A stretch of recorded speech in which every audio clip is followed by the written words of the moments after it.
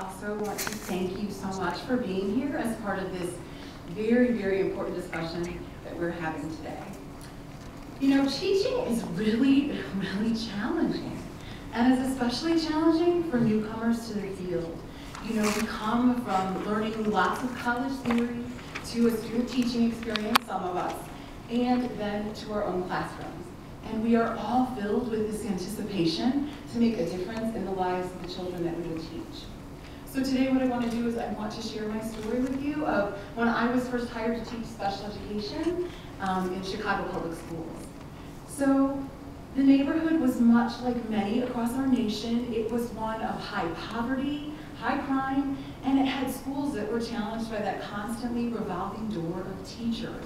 And I thought I knew what I was getting into, but I was truly shocked when I arrived to set up the 7th grade classroom that I had been hired to teach and learned that I'd instead be the teacher for the kindergarten and the 3rd grade students. It was a shock. And you know, the classroom that I was assigned was not previously used as a kindergarten and 3rd grade room. And it took me 3 days just to clean out the rubble. I begged from other teachers to get desks and a bookshelf, and I borrowed academic materials from my colleagues who were less than happy to share the little that they had. But even with those challenges, I was still so excited to set up that classroom and make it be a welcoming place where my students would be motivated and eager to learn. Well, that first day arrived, and I agonized over what I would wear, just as I'm sure many students do.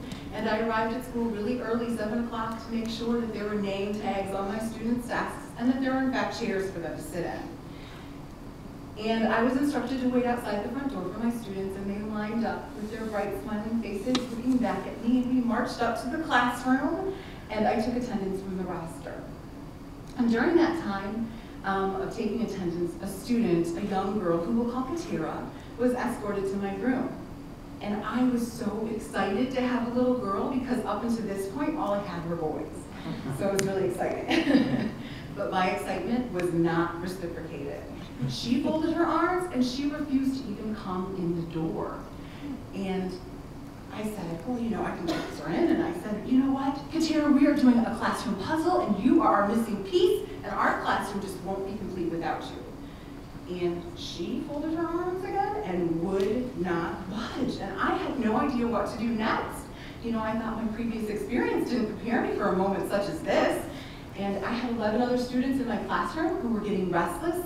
And I was standing in the hall just begging a student to come through the door. And that was just the start of my first day of teaching. So I went home late that afternoon feeling overwhelmed and like a complete failure and wondering if I could even return the next day. I did return the next day and the rest of that week. However, I continued to feel overwhelmed and even started to lack a sense of efficacy. I did not want to be another teacher that came with high hopes and then left the next year or sooner disillusioned by the system.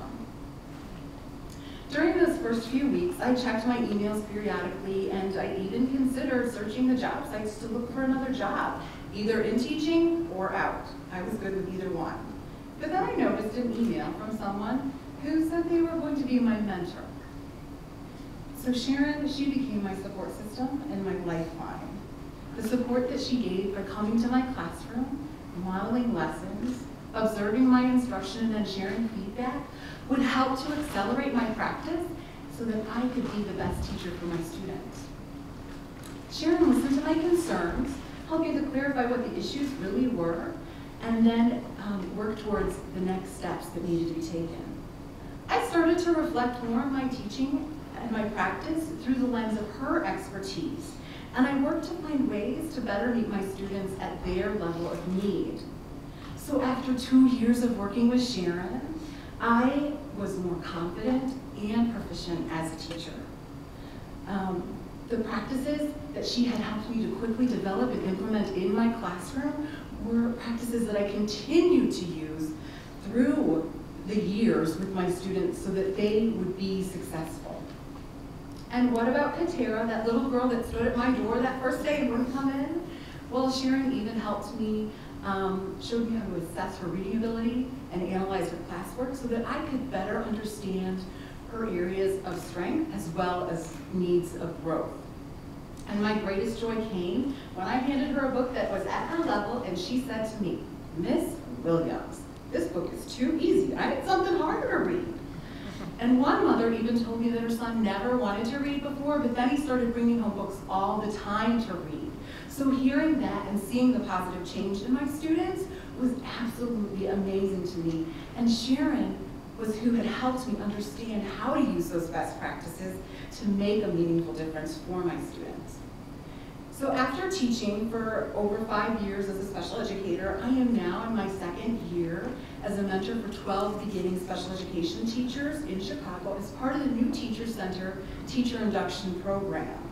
My goal is simply to improve more teachers' lives, just like Sharon had done for me, to guarantee the best possible results for all students. Thank you very much for your time.